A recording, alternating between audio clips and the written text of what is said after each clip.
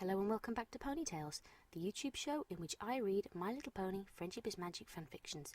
My name is Scribbler, and today we have Home is Where the Harp Is, written by Blueshift. It is labelled as Darkfic, and the summary is as follows. Ever since Bonbon left for a new life in Manehatten, Lyra's life has lost its focus. She gets up, she goes to work, she eats, she goes to sleep. One day she knows she's going to build up the courage to tell Bonbon how she really feels about her, and they can live happily ever after. That day will never come. Something terrible is happening in Equestria, something that could be the end of the world. The Smooze has arrived, and no one can stop it, not even Twilight Sparkle. What hope, then, does Lyra have? Something bad is coming down. Have you heard the news? Listen up. Get inside, running high. Nothing can stop the Smooze. You can't stop me. You seem to be drifting, Lyra.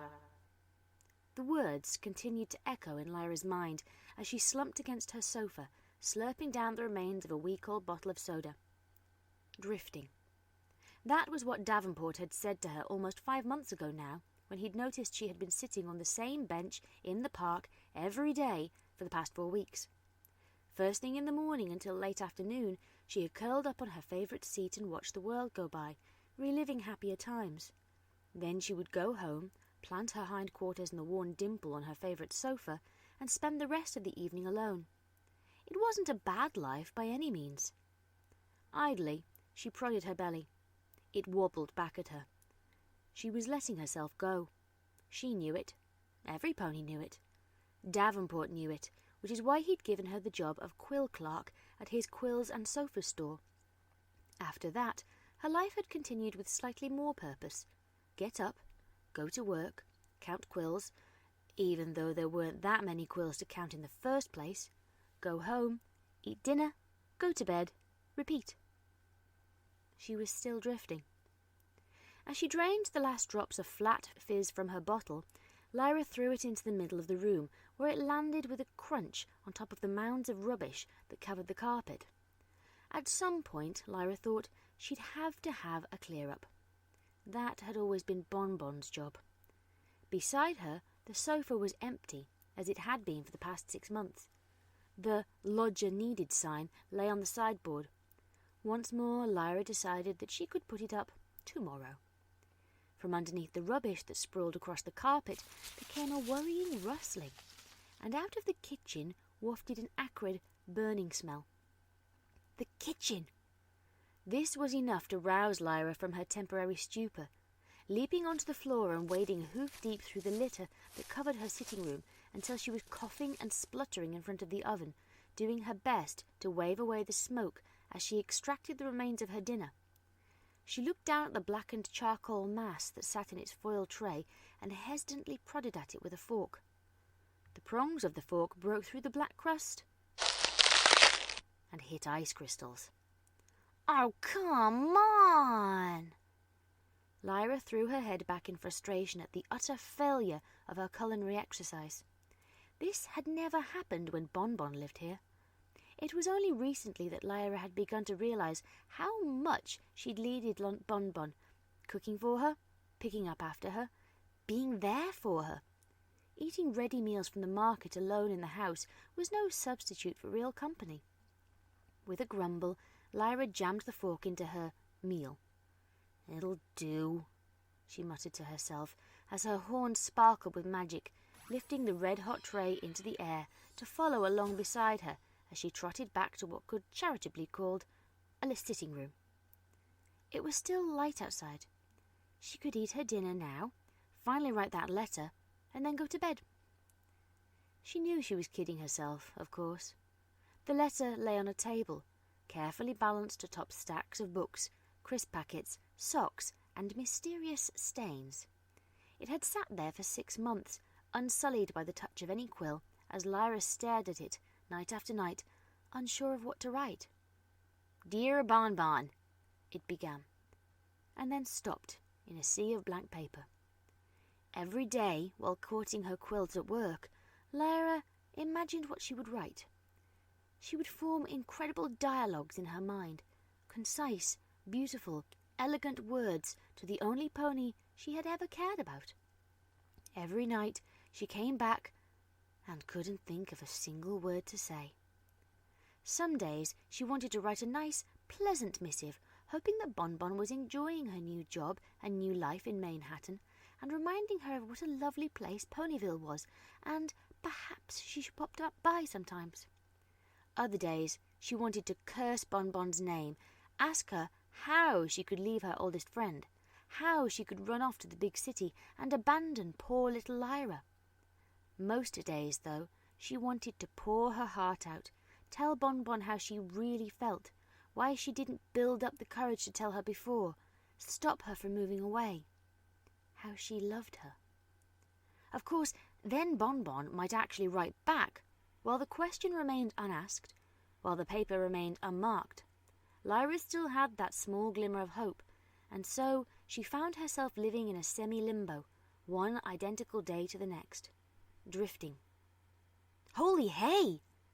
Lyra spat out a particularly burned, unidentifiable chunk from her dinner as she was distracted from her private pity party by the sight of one of the books that lay underneath the letter on the table. It had been there for months, undisturbed, but she'd only just noticed the sticker on the side. Ponyville Public Library. She looked up at the afternoon sun that hung lazily in the sky outside. The library would still be open. The late fine was going to be huge.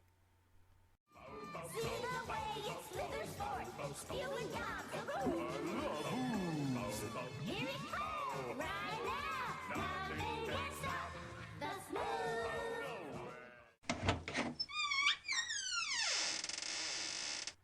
Lyra ducked her head cautiously into the library, the offending book hidden in a saddlebag that was slung across her side. "Twilight," she called out, moving further into the empty library. "Twilight." Hearing no response, she dashed across to the nearest shelf and started to push the book into a suitable-looking gap.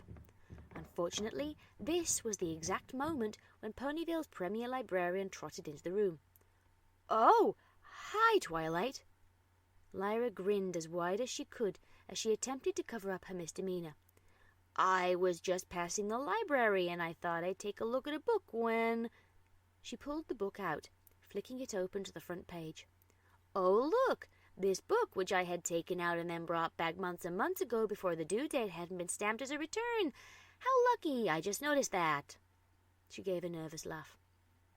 Twilight didn't seem particularly interested, rolling her eyes and turning to a lectern upon which rested an ancient, tattered tome. Right, I see," she called out, peering at her book through a large magnifying lens. Lyra looked guiltily at her own book, pushing it back into the space on the shelf before sidling up to Twilight. Whilst glad that she had gotten away with the late return, it seemed a bit too easy. Was Twilight just toying with her? "What's that?" she asked, glancing over Twilight's shoulder as she feigned interest. A quick, polite conversation to make sure some nasty trap involving paying lots of bits wasn't about to be sprung, and she could get back to her house for an early night. "I am glad you asked." Twilight perked up suddenly at the interest taken in her work. "This is a copy of one of the oldest books in the Canterlot Library. It's old, really old, thousands of years old. Think about it, such history." Lyra looked at the yellowed pages, attempting to feel some degree of excitement. It looked just like any other old book, though, and remarkably similar to some of the things which may have been lurking on her floor. "That's nice," she muttered, before frowning at a greyish-purple mark smeared across the pages of the book. "It's got a smudge. Did you do that?" "No." Twilight became even more animated, sending a curl of magic to pick up a nearby beaker full of water and placed it next to the book. "This morning, that smudge, as you so eloquently put it, was a full 0.5 millimeter smaller. Do you see what that means?" Lyra blinked blankly. That it got bigger? She ventured. She wasn't particularly in the mood for a science lecture at the moment. Yes. Twilight started to carefully scrape at the page of the book with a blunt spatula, scooping up minute granules of purple dust. It's not a stain. It seems to be some sort of lichen or fungus growing on this page for maybe thousands of years. I've looked in all the reference books and I can't identify it. Maybe they'll name it after me. The Twilight Sparkle. Twilight dropped the granules into the beaker, the contents of which almost immediately turned a purple-grey. That's wonderful, Twilight. I'm so happy for you. Lyra deadpanned as Twilight motioned to her to get a closer look at the purple water. An early night had never seemed so enticing. She started to rub the back of her neck nervously. Look, Twilight, I know this is all exciting and a new dawn for science, but I've got a lot to do back home and I really need to get going. She trailed off. Twilight just continued to stare in fascination at her beaker. Oh, sure, fine, she said, not breaking eye contact with the jar for one moment. And say hi to Bon Bon for me the next time you see her. Lyra grimaced as she turned away. Yeah, she sighed. I'll get right on that. Here comes Smooze cruising along, singing its funky, gunky song. Just ain't nowhere to stop. Gooey, Half an hour afterwards, Lyra was finally back and settled into her sofa, gulping down the last of her inedible meal. The short delay had at least helped the inner icy core to melt slightly, though not entirely. The sun still shone brightly in the sky. Whilst Lyra would have been happy to go to bed at this time, it did feel a bit of a shame. There was still the ritual of staring at her blank letter to undergo for the day. Picking up her quill in a sparkle of magic, she sighed and focused on the sheet, trying to will the words to write themselves down. Halfway across Ponyville, Twilight Sparkle frowned at the water in her beaker. It had started to solidify, turning thicker and thicker in gloopy purple strands which seemed to twist and grow and pulse in the glass container. She did the one thing she shouldn't have. She took her quill and poked it. Half a second later, it was the beginning of the end for Equestria. There was something wrong with Lyra's quill. She let out a small squeak of surprise as it started to drip ink onto the page. No, I'm not ready, she cried out to the quill, giving it a quick shake and cursing at her bad luck. To her astonishment, the quill itself started to drip, slowly losing its form and colour until it resembled nothing more than a thin streak of purple sludge. Lyra quickly released her magic field in shock, and the remains of the quill fell onto the letter in a watery splash, coating the messy contents of the table in an ooze. What the? Lyra watched as the ooze started to seep over her belongings, which melted before her eyes into the goo as if it was some sort of deadly acid or lava. It didn't melt through the table, though, not straight away. Instead, it dripped lazily down the sides in thick dollops, quickly gaining more and more mass with each item it ate. Then, as it completely coated the table, the entire structure shuddered and collapsed in a splash as if it had been made of goo the whole time. Lyra gave a shriek and jumped back as several drops flew in her direction. Stumbling backwards to avoid the touch of the liquid, she almost stepped into another puddle, which had pooled in the heap of rubbish on the floor behind her, separate to the first pool. Swallowing hard, she made for the safety of her sofa, only to see purple splotches appearing rapidly across the cushions. Before that too was covered in purple ooze and collapsed with a slosh as if it had never been there. Lyra did the one thing she was good at. She ran. You can't escape it, you haven't got a chance. That evil goo is a witch's brew, no matter what you do, it's gonna get to you. The lazy afternoon air of Ponyville was filled with pandemonium as Lyra bolted outside. Screams were coming more and more from houses as ponies raced about in utter confusion, ooze dribbling out from the doorways of half the homes. Across the street, the purple goo finished coating an ornamental pot plant, which vanished into a shower of slime that spread out further. At the same instant, all the other pot plants started to explode into puddles of ooze as well. What's going on? What's happening? Lyra tried to grab the nearest pony, but no one would stop and talk. They were too busy running and screaming. Soon, the entire population of Ponyville was outside, or at least Lyra hoped it was, since every house seemed like it was overflowing with ooze, the invasion of the slime increasing at an exponential rate without rhyme or reason. In the distance, Lyra saw that ponies had started to gather in the park, which was so far free of infestation. She started to run towards the growing crowd as behind her long globs of slime began to trickle down the windows of Ponyville. My sofa exploded. It's a miracle I wasn't sitting on it. What about my store? I was about to write a letter and my quill just turned to goo. Lyra pushed her way through the crowd of babbling voices, at every turn seeing the vaguely familiar faces of her fellow Ponyvillians as they huddled around the park fountain next to whatever possessions they'd rescued from their houses. On top of the fountain was balanced the mayor, who was trying and failing to maintain any sense of order. Calm down, the mayor called over the angry cries of the citizenry, her eyes constantly flicking to the ooze-stricken Ponyville. I don't know what this is, but I'm sure Twilight Sparkle will have a solution. This seemed to please the crowd as all attention suddenly turned to a rather cowed-looking Twilight. She gave a grimace as she turned away from the destruction that was quickly sweeping through Ponyville, slightly shamefaced. I don't know what's happening, she admitted with a shrug. I tried every spell I could think of, but it seems to be spreading so quickly. I don't know where it's coming from. The ooze was quickly flowing from doorways into the empty streets of Ponyville now, bubbling and growing with every inch of the ground it covered.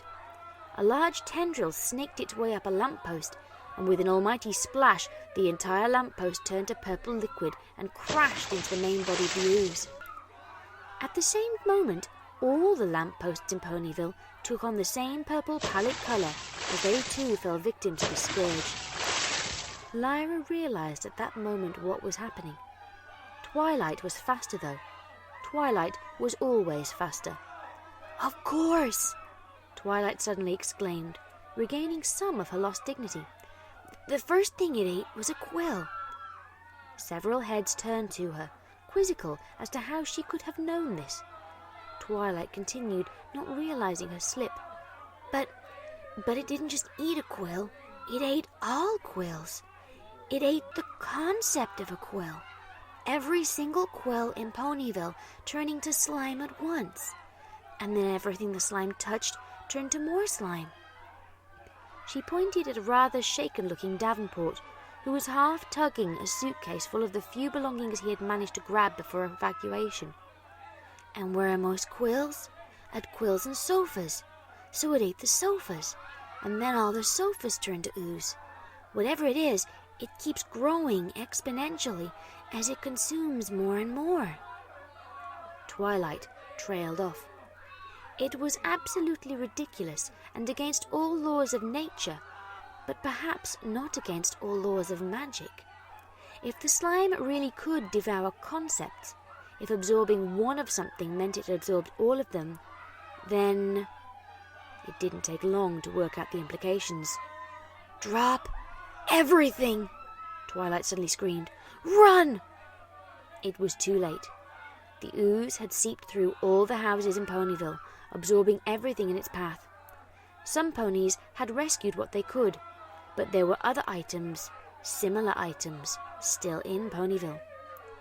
To the left of Lyra, there was a scream as a pony clutching a small raggedy doll suddenly found the doll exploding with a splash into purple slime, covering their hooves and face in gunk. Lyra tried to move to help, but found herself frozen with fear, watching as the ooze started to spread over the helpless pony. Around her, Every pony wearing a saddlebag quickly discovered their saddlebags collapsing into gunge, splattering across their backs as they raced around, trying, without success, to scrape off the gloop. The park was full of screams and the thunder of hooves as every pony who was currently free of the ooze attempted to escape. In front of Lyra, a pink, green-maned pony collapsed. She had been wearing a saddlebag, which was now a streak of goo across her back. As Lyra watched, stunned, the pony's back seemed to melt, slowly dribbling into a puddle on the floor, their forehooves trembling as they cried out, trying to pull themselves free. It was like the pony was being eaten by the world. The sight would have been comical if the pony hadn't been looking at Lyra with large, trembling eyes as they slowly melted into a mush grey slime, hoof outstretched towards Lyra's own. Lyra took the hoof until it was the only thing left of the poor pony, just dangling out of the puddle before it too was consumed. There was nothing she could do. The screams echoing all around her, Lyra took one final look at the helpless scene and began to run. She hadn't even known that pony's name.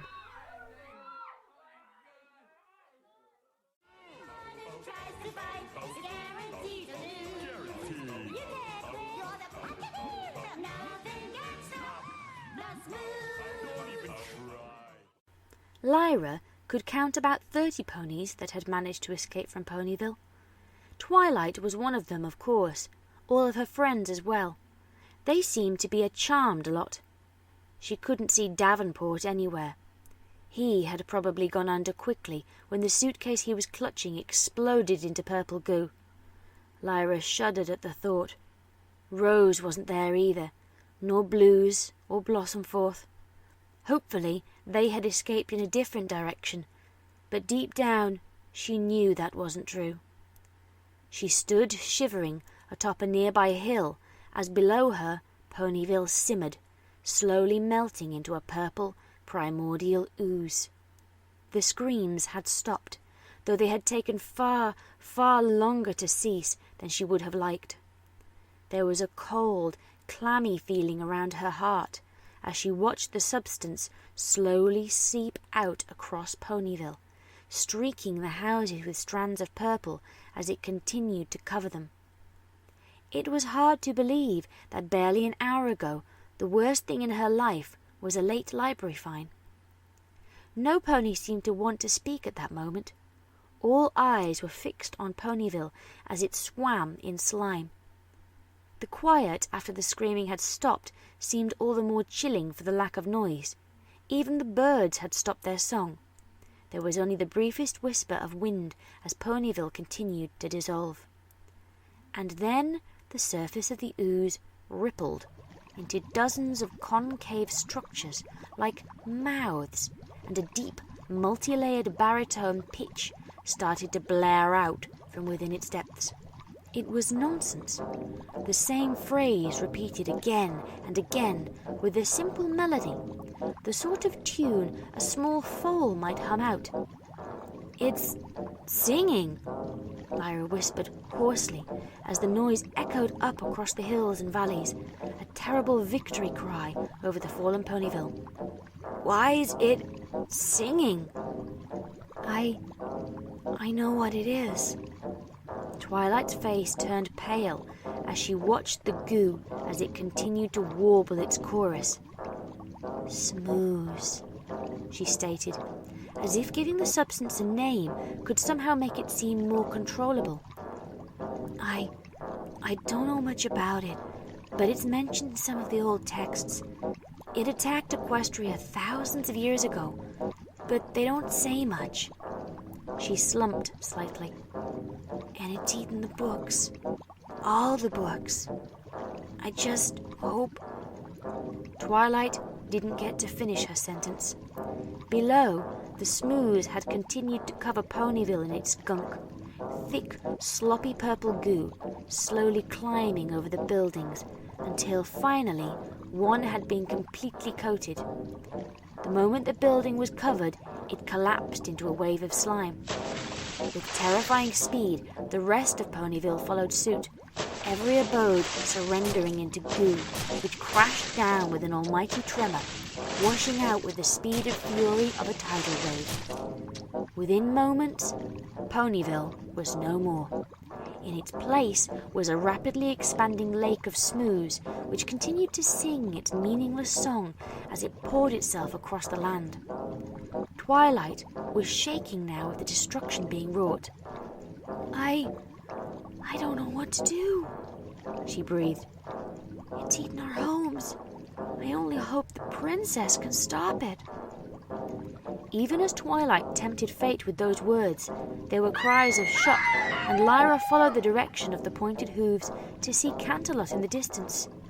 The shining white towers of Canterlot Castle were tinged a terrifying purple, and as the ponies on that lonely hill watched, the entire castle simply collapsed into a puddle, dripping off the mountainside like a melting ice sculpture. The sun flared and died, the bright yellow orb flickering until it was a pallid disk hanging in a grey, dim sky. The day had gone, but so had the night, leaving only an eerie half-twilight. The princess is... Twilight stumbled slightly and fell to the ground in despair, gazing across the mountainside where Canterlot once stood proud, now covered with a purple stain. There was a thunderous crash from the south, and what looked like torrential rain began to fall in the distance. Only it wasn't rain. It was purple Smooze, pouring down from the clouds as the remains of the Pegasus city of Cloudsdale sloughed into goop. It was in every city, all over Equestria, Lyra realized. When the Smooze had eaten Twilight's quill, it had eaten every quill everywhere, not just in Ponyville. The strange creature had continued to grow faster and faster because it was consuming everything. Nowhere could be safe. The world was over before anyone had even realized. Trottingham, Philadelphia, Manehatten. Bonbon was there. Wonderful, beautiful Bonbon. Had she even known what was happening? Had she died in terrifying fear, like the pony whose hoof Lyra had held earlier? Or had the entire metropolis exploded into Smooze in one mercifully short instant? If Lyra hadn't been crying before, she definitely was now. Her cheeks pricked with hot tears as she tried and failed to comprehend the enormity of what had happened. The other ponies had started to talk, to plan, but she found herself dizzy with emotion. She would never get to talk to Bonbon, to bare her heart. The years of painful silence, months of living on her own, they all seemed even more painfully wasted now. It was too late. This is all your fault! Lyra found herself launching forwards at Twilight, hooves punching wildly at the purple pony, who tumbled to the ground, more out of surprise at the attack than any physical force on Lyra's behalf. It's all over, and it's all your stupid fault! She couldn't even see Twilight through the mist of tears that befuddled her vision as she swung her hooves again and again. I've wasted my life, and now it's too late to do anything about it, and it's all your fault! She was crying, shaking, her words barely coherent. Almost as soon as she was on Twilight, a multitude of hooves pulled her off, and she lay on the ground, pinned down by half a dozen other concerned ponies. Hey, Sugar Cube, calm down. Lyra thought she could hear Applejack's voice over the noise of her own hyperventilating, but she couldn't be sure. It ain't Twilight's fault. Just pull yourself together. Yes, it is! Lyra felt the grip at her slacken as all the heads turned towards Twilight in shock. She sat up, wiping the tears from her face as she hugged herself tightly, listening to Twilight. It's all my fault. All of this. Twilight looked at each of the ponies standing on the hillside in the dim light. I found it in a book, and I didn't realize what it was until it was too late, and... She gulped heavily. I've got an idea. If I can somehow capture a bit of Smooze, I could reverse it, make it eat itself up. It would vanish as quickly as it came. There would be nothing left. Only the constant chanting of the Smooze in the distance broke up the awkward silence that followed. Fine. Applejack was the first to speak, walking over to Twilight's side, giving the trembling pony a hug. I know y'all can't fix it, Twilight, if nobody else can. And if we have to start all over then, well, so be it. This was followed by a few nods from the remaining ponies. Hesitant at first, but then more forceful. Only Lyra didn't join in. She collapsed back against the grass, staring up at the cold, lifeless sky. Nothing seemed important anymore. But then again, when had it last? I'm gonna stay here, she muttered, more to herself than anyone else. Alone. Drifting.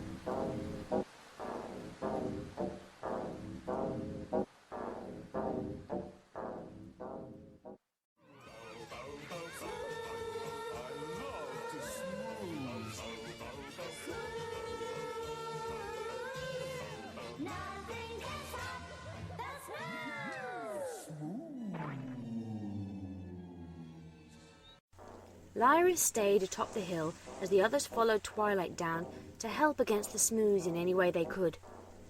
The purple ooze now covered the lowlands for as far as the eye could see, a shimmering mass that continually ate everything in its path as it sprawled through valleys and fields. The hilltop was surrounded by Smooze, which washed against the grass with the consistency of an ocean made of syrup.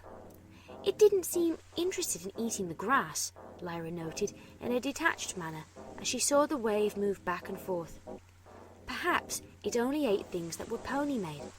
Perhaps living things were different. Perhaps under the goo that coated the world, all the plants and trees were still there, trapped forever like a fly in amber.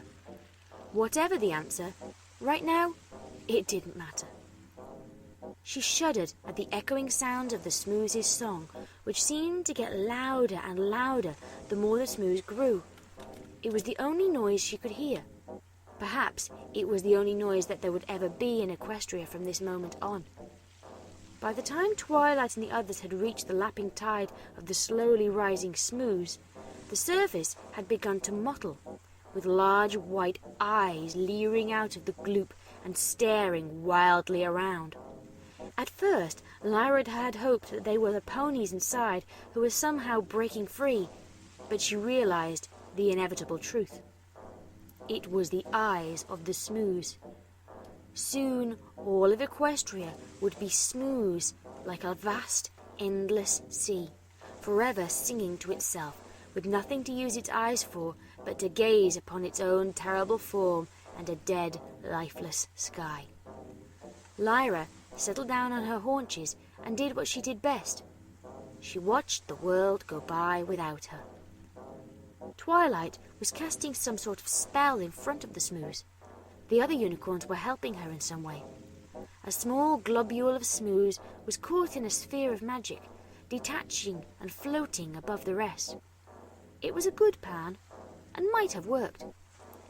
The Smooze seemed to realize what was going on. As Twilight stood in perfect concentration while she worked her magic, there was a ripple in the far distance, which grew and grew as it came closer, until it became a wave of Smooze. Two large eyes perched atop it, the wave gnashing as if a mouth. "Run!" Lyra heard herself cry out to the ponies gathered with Twilight below. "Run! It's coming!" She started to gallop downhill towards them in a futile gesture, but it was too late. Twilight turned in surprise as the crest of the Smooze wave broke over her, dragging her into the ocean of Smooze as she cried out for help. The rest followed, swept away in one horrible instant by that mighty purple wave, until only Lyra remained, safe atop the hill. She was alone. perhaps the last pony in Equestria. Lyra didn't know how long she sat atop the hill as the Smooze slowly climbed the sides towards her, inch by agonizing inch, singing its awful song. It might have been a few hours. It might have been a few days. Alone, time ceased to have any meaning. She thought of happier times, of growing up in the wonderful town of Ponyville, where every day seemed to be an endless summer. She thought of Bon Bon and how she had congratulated her friend on her new job in Manehatten and hugged her and let her go without ever telling her how much she really cared, because the answer might just have broken her heart. She thought of how her life had been put on hold for the last 6 months because of her inability to move on or take a risk. She thought of how the Smooze ate concepts, but how, when it absorbed just one pony, it didn't absorb them all. She thought about what it did absorb. She thought of how every pony had been pulled into that ooze, screaming. She thought of how the Smooze looked as it glooped listlessly over the remains of Equestria, drifting. Suddenly, she realized what the Smooze was. Lyra leapt to her hooves, still shaking somewhat and wiping the last of the dried tears from her face. She ran, half skidding down the hillside towards the Smooze as it continued to ooze upwards, stopping just before she fell in. The sight took her breath away. Hundreds of eyes stared at her from within the purple mass that seemed to writhe and rock, stretching as far as she could see in all directions. Ill-defined mouths of all shapes and sizes continued to sing their chorus as Lyra watched, the last pony standing in front of the future of Equestria. "Hello?" Lyra called out at the boundless ocean. The Smooze ignored her, its song persisting unabated. I just want to say, I know what you are." Lyra swallowed hard, her heart racing. If she was wrong, she was dead. Of course, within hours, the Smooze would swallow her up anyway. It was just a matter of time. As her words echoed across the desolate landscape, the singing stopped. Once more, silence reigned. And then the only voice in all of Equestria was Lyra's. "You're scared. Of course, you're scared." Lyra looked at each of the pairs of eyes protruding from the goo. "You absorbed things, and you took all the ponies. You took them when they were at their most terrified, or when they were trying to destroy you. You absorbed all that. You're scared. You want to live. Of course you do." The Smooze maintained its silence. The mouths melted into the main mass. The eyes slowly swam towards Lyra until the hillside was surrounded with the eyes of all sizes, watching her. It was all they could do. "You ignored the world. You spread out. You did nothing but consume." She licked her lips, her voice quavering slightly. "Like me. We're the same, you and me. You took our homes, but I didn't have a home, just a house where I sat and ate and slept. I was so scared of breaking my heart that I locked myself away and forgot to live. I had the most wonderful, beautiful friend, and I was so scared of her rejecting me that I never told her, and now it's too late, and I've got nothing left to show for it but regret. If you shut yourself away, you become the only thing in your world, and then that's not living, that's existing." The world was silent. Lyra stepped forwards, closer to the Smooze, gazing at the purple-grey slime. Only, the more she looked at it, the more she realized that it wasn't purple. It was red and violet and silver and mauve and bronze and 1,000 different colours, all churning and swirling like the results of putting 24 ingredients in a mixing bowl and stirring hard. "You've got it all in you," she breathed out. "You've eaten it, but it's all there. Ponyville, Canterlot, everything there's ever been in the whole world, and it's in you. The world doesn't have to be like this, just an endless ocean of ooze, forever existing and never living. It's your choice." There was no reply from the Smooze. It didn't understand. The choice was made. Lyra steeled herself, and before the Smooze could react, leapt into its oozing depths. She sank quickly, trying not to struggle as she felt her hooves start to melt into the main mass. It was a strange sensation, not painful at all, and at the edge of her mind she could feel something probing curiously at her thoughts. She kept them focused, repeating the same thing again and again as her head went under the ooze. "You don't have to just exist. You can live." The last thing she heard was a voice that seemed to come from everywhere in the universe at once. Yes.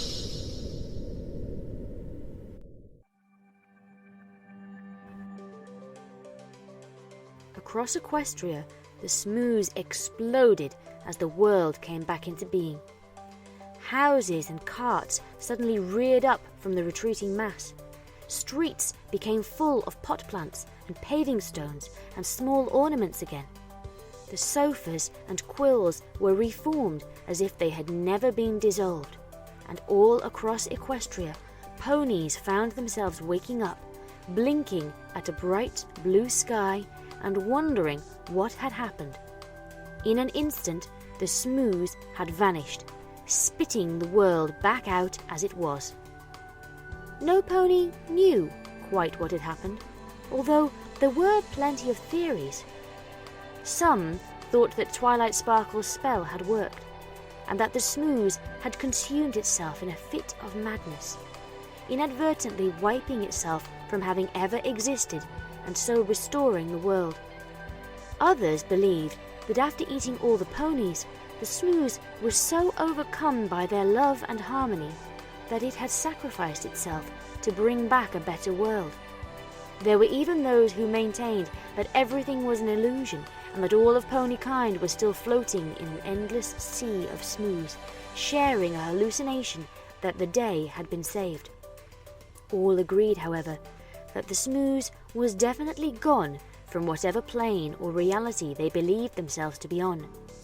They were all, of course, absolutely wrong.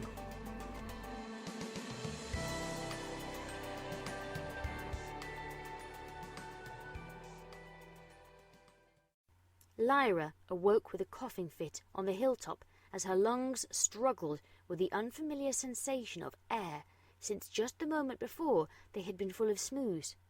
She thankfully grasped a hoof that was held out to her and pulled herself up, taking in all at once the bright sun which was once again shining in the sky, and all the cities and towns of Equestria which were back where they should be.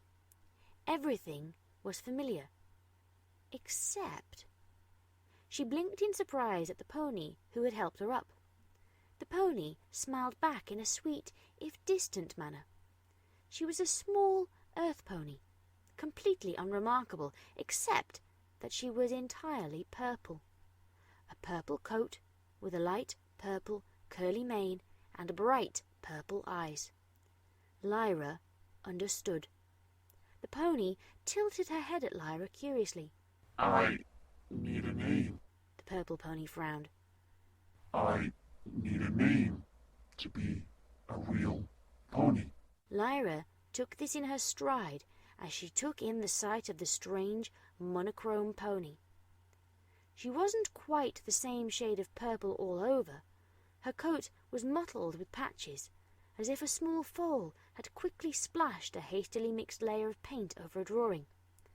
"That's easy," she replied, looking at the odd coat and casting her mind back to the first word she'd said when she saw the Smooze on the pages of Twilight's book. "Smudge." Smudge is nice. I like smudge. The pony smiled. Now, what? "Now?" Lyra considered. There was only one thing she could possibly do. "I'm going to walk. I'm going to walk to Manehatten, and I'm going to find my friend, and I'm going to tell her how I feel." And if she doesn't feel the same way? Smudge's voice was sing-song, as if she was slowly getting used to the idea of speech. "Then I'm just going to have to keep walking." Lyra smiled warmly. "I think it's time to take a few risks before it really is too late. Do you want to come?" Yes, Smudge nodded. that sounds like a good life. And so they walked together into an uncertain future.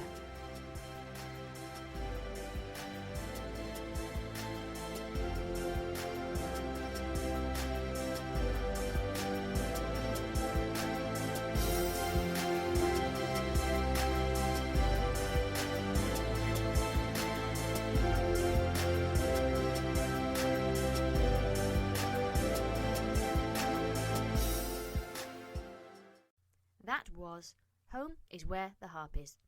It was written by Blueshift and read by Scribbler. Thank you very much for listening. That was definitely the most elaborate production I've ever done, all told. What you've just listened to took about 17, 18 hours to put together. Not all at once, I hasten to add, but working it out. And that includes 2 nights where I stayed up till 4 o'clock in the morning. Insomnia, isn't it a wonderful invention? So I hope it was worth listening to for that. I don't know how many of these full dramatic versions of stories I will do. The pedantic part of me really enjoyed finding the exact moments to put in sound effects, whereas the "oh my god, I've got so much work to do outside of this" part of me is kind of kicking me in the backside and saying, no, get on with your actual paid work. Regardless, I really enjoyed doing it. So I hope people enjoyed listening to it. If anyone was wondering, I am actually still carrying on with Background Pony as well, so if anybody wanted to ask that, the answer is yes. I will still be carrying on with Background Pony. The intention is that I will carry on right to the very end. Probably some of the chapters will have to be split into parts. I spotted the 40,000 word one after I'd started. I don't know quite how I managed to convince myself that was a 4,000 word chapter, when there is no such thing as a 4,000 word chapter with Background Pony. So I'll carry on with that one. And I'll also be doing some one-shots as well, just like I've done with Home is Where the Harp Is. So I hope people want to listen to a mixture, because that's what you're going to get. On another note, the other thing I've been spending my fanish time on recently is a couple of fanfics of my own.